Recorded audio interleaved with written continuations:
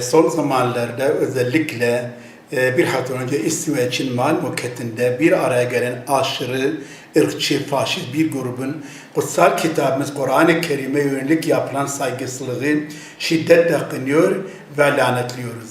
Bu çirkin ve vahşice yapılan saygısızlık İslam alemine ve bütün insani değerlere yapılmış bir saldırıdır. Kur'an-ı Kerim'e barbarca yapılan bu çirkin saygısızlık müminlere karşı işlenmiş bir cinayettir. Bu cinayet, bu terör saldırısı bütün kutsal kitaplara yapılmış, maksadı aşan, provokatör bir terör eylemidir. Bu saygısızlık Siyonizm, faşizm ve Haçlı zihniyetinin İslam dinine ve Müslümanlara duyduğu kin ve düşmanlığının bir göstergesidir. Yüce kitabımız Kur'an-ı Kerim bir hayat reçetesidir. İnsanın koruyacağı sınırları belirlemiştir. Bu sınırları aşmak, haddini aşmaktır. Allah insanoğluna haddini aşmamayı emreder. İslam, izzet dini ve düzenidir. Asrımızın Müslümanları izzet ve şerefi Kur'an'dan değil, batılda aradıkları için zillet ve perişan haldedirler. Müminler Allah'ın yasakladığı bütün batıllara karşı tavır alarak direnmek ve İslam'ı savunmakla mükelleftirler. Bugün İslam coğrafyasında yaşanan olumsuzlukların yegane sebebi alimlerin hak ve batıl mücadelesinde hakkı tebliğ etmemeleri, hakkı anlatan toplumun aktif elemanları olmamaları, Siyonist ve işbirlikçilerinin işledikleri zulüm ve barbarlığa sessiz kalkları için İslam alemi zillete düşmüştür.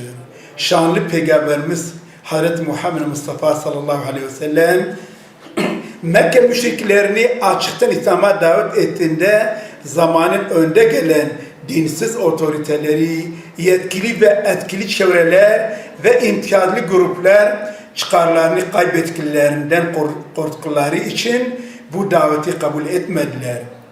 İslam'a düşmanca tavır aldılar. İşkence, tehdit ve baskılara başladılar. Fakat Resulullah sallallahu aleyhi ve sellem'in inkarcılara karşı tavrı kesindi. Hiçbir güç ve şantaj onu bu tavrına çeviremiyordu. Asla taviz vermedi. Durumunun ciddiyetini anlayan Mekke müşrik devleti Resulullah ile uzlaşma yollarını aradılar. Darun Nedve'de alınan siyasi kararlara itaat etmesini ve korulu düzene karşı çıkmamasını istediler. Ama Allah'ın Resulü hiçbir zaman İslam'ın ilkelerini pazarlık konusu yapmadı. Mekke'de zulüm, vahşet, cehalet ve işkencelerin zirvede olduğu o karanlık dönemde hem kendisine hem de müminlere büyük baskı ve tehditler olmasına rağmen İslam'ın ilkelerinden en küçük bir taviz vermedi. Şımaran azgınlara, azan zorbalara, sömürü ve faizci düzene hakkı tebliğ etmekten geri kalmadı. Tarih boyunca İslam davetlileri Allah'ın hükümlerini tebliğ etmiş, hakkın hakimiyeti için çalışmışlardı. İnanan müminler büyük bedeller ödeyerek Kur'an'ın hükümlerini savmışlardı. Zerre kadar dinden taviz vermediler.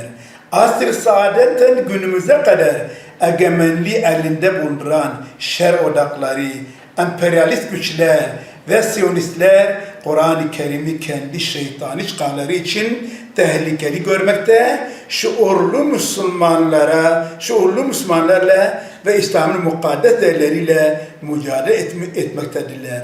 Zalim Batı, ABD ve Siyonist İsrail terör örgütü İslam coğrafyasını sömürerek müminlere zulüm, baskı, işkence, soykırım, insanlık dışı vahşice kötü emellerini sömürü hukukla iktidar ve liderlerin elleriyle yapmaktadırlar.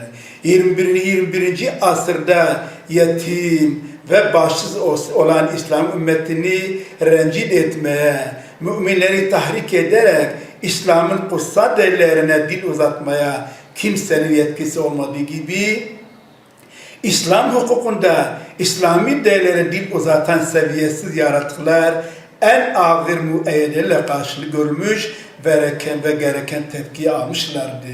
Günümüzde Kur'an-ı Kerim'i ve Resulullah sallallahu aleyhi ve sellemin yolunu takip edip, yolunu örnek alarak bu mücadeleyi devam ettirecek, İslam'ın emirlerine taviz vermeyen bir İslami cemaate, bir Kur'an nesline ihtiyaç vardır.